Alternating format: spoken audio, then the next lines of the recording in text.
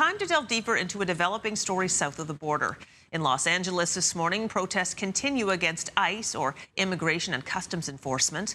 The situation began last Friday as a response to ICE conducting a series of raids.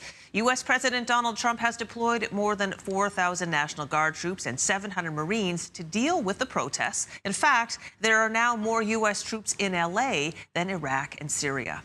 In response, the state of California has filed a lawsuit against the Trump administration, asking a judge to declare the call-up of National Guard troops unconstitutional. Here to discuss this developing story is Robert Huish, Dalhousie University Associate Professor of International Development Studies. Good morning, Robert. Good morning, Crystal. Good to talk to you. Great to talk to you. And I think before we get started, we'll just note that you are joining us from Prague Airport this morning. What are you doing in Europe?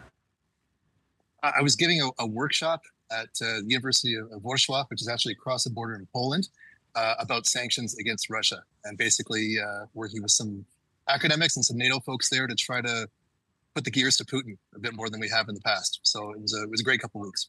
Interesting. All right. Well, let's turn our attention now to the developing story in the United States. A lot has been made of the National Guard being called in without the governors requesting of assistance. In your opinion, is this a gray area, or is Trump overstepping?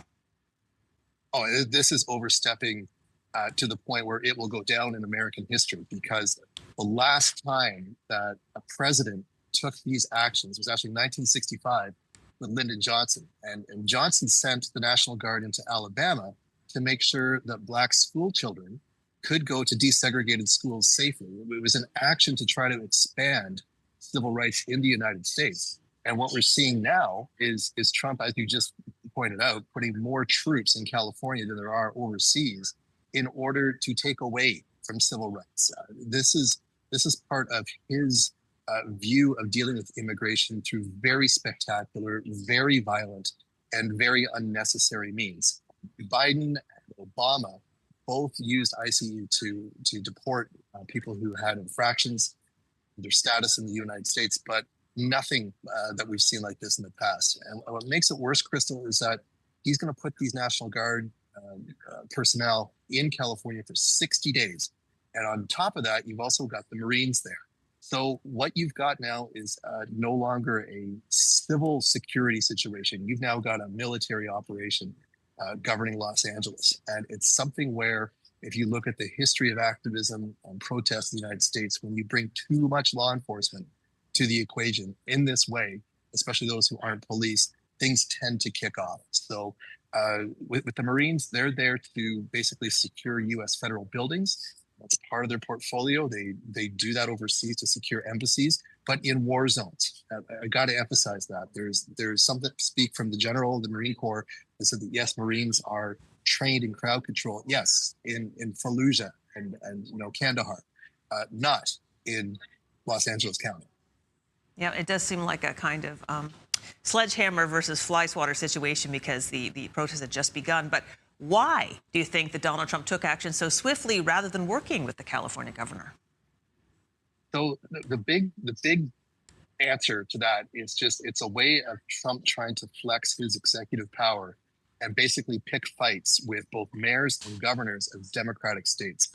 There is nothing practical about what we're seeing. His approach to this equation. If there's civil unrest at the county level, that's for LA Sheriff, that's for the LAPD to sort out. They do not need the military presence there. And what it is a reminder to any Democratic mayors or governors that the ICE agents are going to go through with their operations. Very clumsy, very ham-fisted, round people up. And if anyone stands in their way, Trump will put more and more force into the equation. But this is a message also to the MAGA counties out there to say, look, we're now putting pressure on the coastal zone. So right now it's LA. Tomorrow it could be Chicago. After that, the boroughs in New York. Could be Boston after that. So this is the beginning of a situation where the U.S., the very values of the United States are going to be caught into challenge. All right. Well, we have got like 30 seconds left, and I know you've got to catch a flight. So one more question, tariff related. The U.S. Federal Appeals Court is allowing President Trump to keep most of his sweeping tariffs on trading partners, including Canada.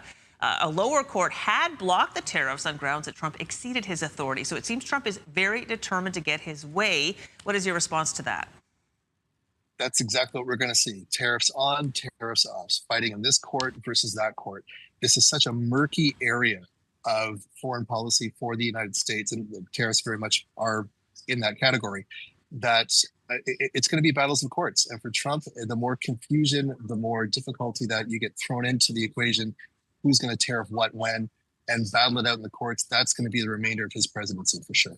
All right, Robert, thank you so much. And behind you, when life gives you lemons, you give us an interview on CTV Morning Live. We appreciate that. I'm always here for you. All right, safe travels.